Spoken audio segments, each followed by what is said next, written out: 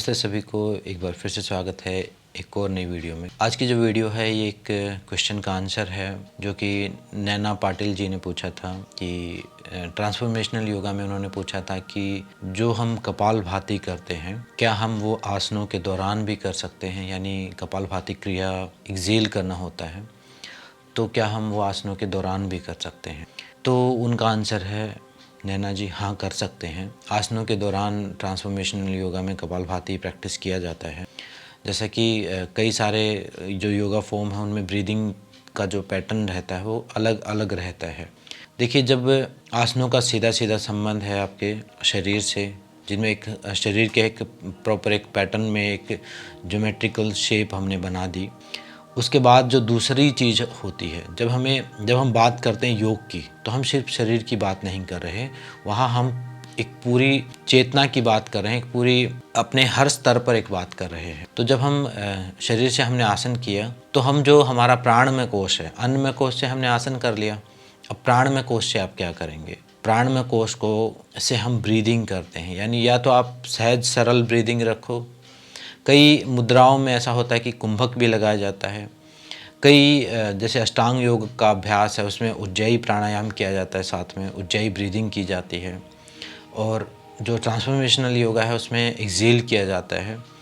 लेकिन ध्यान ये रहे कि एक्सेल जो है वो कोई ज़बरदस्ती वाला ना हो। ये हर प्राणायाम में, हर आसनों में ध्यान रखना है, सहज सरल रहना। और एक्सेल जो है वो बहुत ज़्यादा ज़बरदस्ती ना हो। जब आप इनहेल और एक्सेल करते हैं, उनका सवाल ये था कि हर पर्टिकुलर एक पोजीशन में आप कहीं इनहेल करना होता है, कहीं एक्सेल करना होता है। तो वहाँ हमें दो चीज़ें फॉलो करनी होती हैं। जहाँ हमारी चेस्ट एक्सपेंड होगी वहाँ हमें इनहेल करना है, सांस भरना है, और जहाँ चेस्ट कॉन्ट्रैक्ट होगी वहाँ एक्सेल करना है, ताकि उस मूवमेंट को भी सपोर्ट मिले ब्रीदिंग के थ्रू।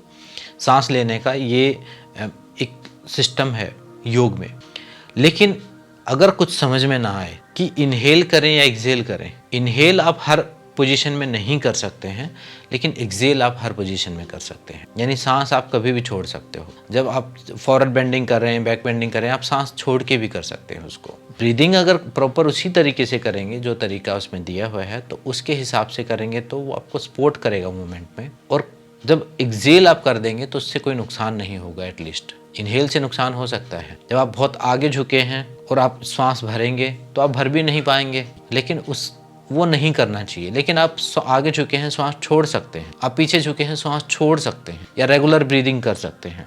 तो मेथड क्या है कि एक्सेल कहीं भी किया जा सकता है। और रही ट्रांसफॉर्मेशनल योगा की बात, तो ट्रांसफॉर्मेशनल योगा जो है वो सिर्फ फिजियोलॉजी एनाटॉमी को लेके ही ध्यान में रख के ही नहीं बनाया गया है।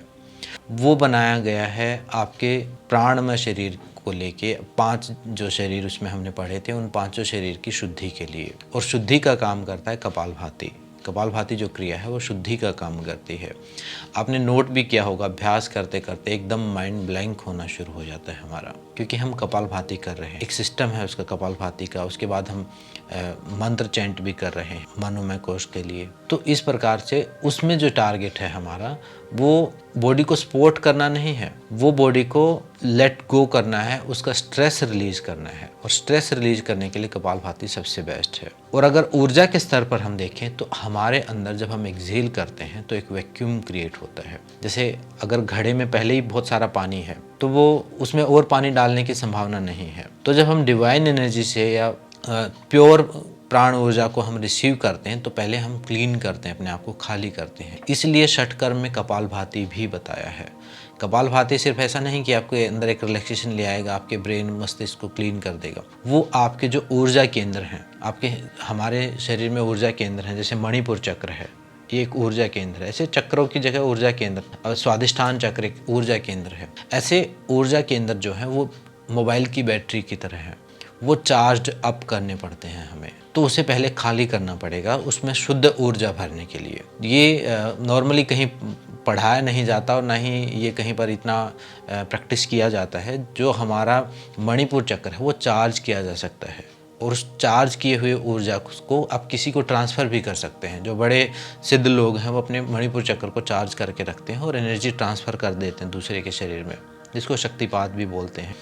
और ऐसे ही भावनाओं के स्तर पर भी ऊर्जा स्टोर की जा सकती है, अपने मस्तिष्क में भी ऊर्जा स्टोर की जा सकती है। ये तीन, आप जैसे मोबाइल की बैटरी है, ऐसे तीन बैटरियां आप अपने अंदर समझें। लेकिन इनके अंदर जो अभी एक तो ये ब्लॉक हैं, ये एक्टिवेट करने पड़ते हैं, खाली करने पड़ते हैं। इनके अंदर वैक्यूम क्रिएट होगा। उद्यान बंध हम क्यों लगाते हैं, अग्निसार क्रिया हम करते हैं, कपालभाति हम करते हैं, क्योंकि वहाँ प्राण ऊर्जा आपके सोलर प्लेक्सिस यानी मेन मणिपुर चक्र में ही स्टोर होती है। वहीं से पूरे शरीर में संचार होता है उस प्राण ऊर्जा का। तो जब हम कपालभाति करते हैं तो वैक्यूम क्रिएट होता है। तो जितना हम वैक्यूम क्रिएट करेंगे, एक तो हमारे अंदर ज़्यादा प्राण ऊर्जा और बढ़ती चली जाएगी। खाली करते जाएंगे तो प्योर एनर्जी बढ़ती चली जाएगी, इम्प्योर खाली होती चली जाएगी। पहला कारण ये। दूसरा, जब हम एक्सेल करते हैं तो हम कुछ छोड़ते हैं। एक साइकोलॉजिकल इफेक्ट क्या है छोड़ने का? साइकोलॉजिकल इफेक्ट ये है कि जब हम कोई चीज़ छोड़ते हैं तो हमारा अहंकार जो है वो भी रिलीज होता है, वो भी ढीला होता है। यानी हम कोई चीज़ दान देते हैं, मान लो किसी को हम दे रहे हैं, कुछ त्याग कर रहे हैं, तो अंदर का अहंकार जो है वो ढीला होता है। तभी स्पिरिचुअल प्रैक्टिसेस में त्याग का इतना बड़ा महत्व है। तभी पुराने ज़माने में कहानियों में हमने पढ़ा है कि कोई ऋषि महात्मा आए और उन्होंने राजाओं से पूरा राजपाट मांग लिया, पूरा त्याग मांग लिया। वो मांगा क्यों? क्योंकि जो उससे हायर है वो दे सके उनको। अगर वो उसी में उलझे हुए वो नहीं देंगे तो वो हायर को भी नहीं रिसीव कर पाएंगे। तो यहाँ साइकोलॉजिकल इफेक्ट ये है कि हमारा जो देने का भाव है, जो छोड़ने का भाव है चीज़ों को, जो डिटैचमेंट है, वो हम कहीं ना कहीं श्वास के द्वारा प्रैक्टिस कर रहे हैं और हर आसन में प्रैक्टिस कर रहे हैं। यानी लेटिंग गो की प्रैक्टिस कर रहे हैं, लेट गो की प्रैक्टिस कर रहे हैं। चीज़ों को छोड़ने की, जाने देने की, डिटैचमेंट की, वैराग्य का अभ्यास हम कर रहे हैं। और जितना खालीपन आता जाएगा उतना अहंकार शून्य होते जाएंगे, और अहंकार शून्य जो व्यक्ति होता चला जाएगा उसके अंदर प्राण ऊर्जा अथाह रूप में बढ़नी शुरू हो जाएगी। और प्राण ऊर्जा बढ़नी शुरू होने का मतलब है कुंडलिनी शक्ति का जागरण, चक्रों की शुद्धि अपने आप ऑटोमेटिक होनी शुरू हो जाएगी। उसके बाद के जो स्टेप हैं, जो मंत्र हैं, जो चक्रा मेडिटेशन है, वो सारी चीज़ें उसके बाद का जो प्रोसेस है वो प्रॉपर तरीके से काम करना शुरू कर देगा। अगर हम सिर्फ आसनों को ही होल्ड कर लें और कपालभाति ना करें, यानी ब्रीद आउट ना करें, या उसमें जो मंत्र हैं वो चैंट ना करें, या भ्रामरी ना करें, तो फिर क्या होगा? वो अधूरा रह जाएगा। वो हम अपने शरीर के साथ ही लगे रहेंगे सारी उम्र। वो जो शुद्धि है वो अंदर तक नहीं जा पाएगी। वो पूरी तरह जो धुलने का, जो शुद्धि का, प्योरिफिकेशन का जो प्रोसेस है पूरा कंप्लीट नहीं हो पाएगा। वो तो उसमें जो बनाए गए हैं पंचकोश के हिसाब से बनाई गई है। तो उसमें यह है कि एक्सेल आप कर सकते हैं। कब आप कपालभाति नहीं करना, कब नहीं करना? अगर आपको कोई क्रिटिकल प्रॉब्लम है, कोई ऑपरेशन हुआ है, कोई आपको डॉक्टर ने ही मना किया है, या पेट से संबंधित कोई भयंकर बीमारी हो गई है, तब आप ना करें। वो एक कॉमन सेंस की बात है। वो उस दौरान तो कोई भी योग का अभ्यास नहीं करना चाहिए। अगर कोई ऐसी प्रॉब्लम है, किसी पर्टिकुलर पेट से रिलेटेड कोई भी प्रॉब्लम, तो नॉर्मल बैठ के भी कपालभाति नहीं करना चाहिए। बाकी इनहेल एक्सेल में आप एक्सेल कभी भी कर सकते हैं।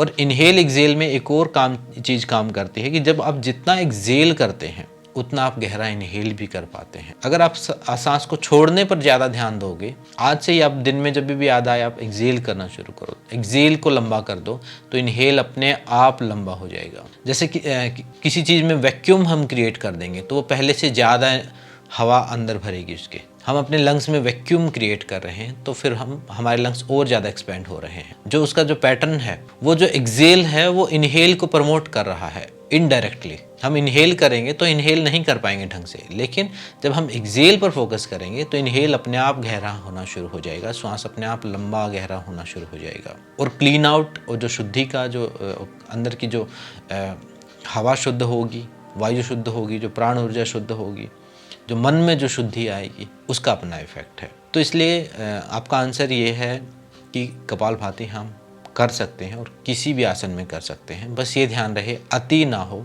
अनकंफर्टेबल ना हो। मैंने ये भी नोट किया है कि कई बार आसनों में जब आप कपालभाति करते हैं, एक्सेल आप करते हैं, थोड़ा थोड़ा कर लो, बेसिक हल्का करो। बहुत ज़्यादा अगर आप समझें कि जब आपके अंदर लालच आ जाए, आप समझना शुरू करो कि कपालभाति का इतना ज़्यादा फायदा है, तो अब मैं पूरा ही आसनों में ही पूरा फायदा, एक ही आसन में पूरा फायदा उठा लूँ आज ही, तो गलत तरीका, वो अति हो जाएगी। सहज सरल जितना कर सको। कोई आसन ऐसा है जहाँ आपको कंफर्टेबल नहीं लग रहा, वहाँ आप छोड़ भी सकते हैं। वहाँ सिर्फ आप इनहेल एक्सेल करो और एक्सेल को थोड़ा सा लंबा छोड़ दो, बस। तो इसलिए अपनी विवेक का भी उपयोग करना, अपनी बुद्धि का भी उपयोग करना है। और साइंस स्पिरिचुअल साइंस जो आध्यात्मिक साइंस है उसका भी उपयोग करना है। ट्रांसफॉर्मेशनल योगा में मैंने ये भी समझाया था कि ये एनाटॉमी फिजियोलॉजी तो ये जो मॉडर्न साइंस की जो एनाटॉमी फिजियोलॉजी तो अभी बनी है ना, ये तो कुछ सालों पहले बनी है, लेकिन योग तो 5000 साल पहले का है। तो उस दौरान क्या था, जो असल में जो योगिक एनाटॉमी फिजियोलॉजी है वो ये एनाटॉमी फिजियोलॉजी नहीं है। जो हमारी इंडियन एनाटॉमी फिजियोलॉजी की अगर मैं बात करूं तो उस एनाटॉमी फिजियोलॉजी में आपके 3 शरीर, आपके 5 कोश, आपके 7 चक्र, आपकी 72,000 नाड़ियाँ, उनके अंदर वात पित्त कफ, उनके अंदर सप्त धातु, ये सारी चीज़ें इंक्लूड हैं। उसके द्वारा डायग्नोज होती थी प्रॉब्लम। उसके ऊपर पूरी इंडियन थेरेपी आधारित है, ना कि मॉडर्न साइंस के ऊपर।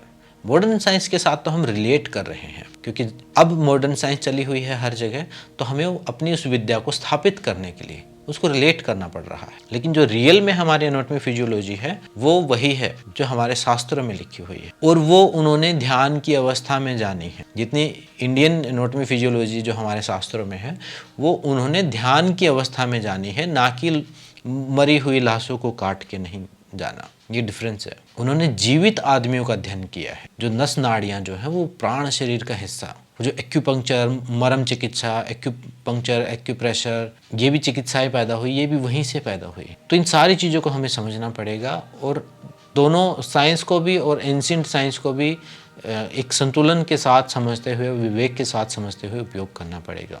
तो ये कपालभाति का जो आंसर था यही था कि हाँ कर सकते हैं, बस बहुत ज़्यादा क्रिटिकल प्रॉब्लम हो तो नहीं करना, और बहुत ज़्यादा ज़बरदस्ती नहीं करना। शुरुआत में हो सकता है जो काउंट बताया मैंने वो ना हो पाए, तो उसको थोड़े से शुरू करो, धीरे धीरे अभ्यास को बढ़ाओ, और जब आप अभ्यास करेंगे तो उसका इफ़ेक्ट आप प्रैक्टिस में महसूस करेंगे। सबसे अच्छा तरीका किसी चीज़ को जानने का क्या है, अगर वो करने के बाद अच्छा महसूस हो रहा है तो वो सही है। अगर वो करने के बाद बुरा महसूस हो रहा है, बैड फील हो रहा है, तनाव बढ़ गया है, स्ट्रेस बढ़ गया है, तो फिर वो गलत है। या तो विधि गलत है या फिर आपने किया गलत है। तो बस यही ध्यान रखना है। तो आज की वीडियो में इतना ही, मिलते हैं नेक्स्ट वीडियो में। अगर किसी का कोई सवाल हो जिसका जवाब मैं दे सकूं तो मोस्ट वेलकम है, आप कमेंट्स में पूछ सकते हैं। किसी चीज़ से भी संबंधित हो, योग से संबंधित, योग फिटनेस डाइट, इन चीज़ों से संबंधित। बाकी चीज़ों का मुझे कुछ नहीं पता, बाकी चीज़ों में मैं जीरो हूँ। मिलते हैं चलिए नेक्स्ट वीडियो में। सबका धन्यवाद। ओम शांति शांति शांति।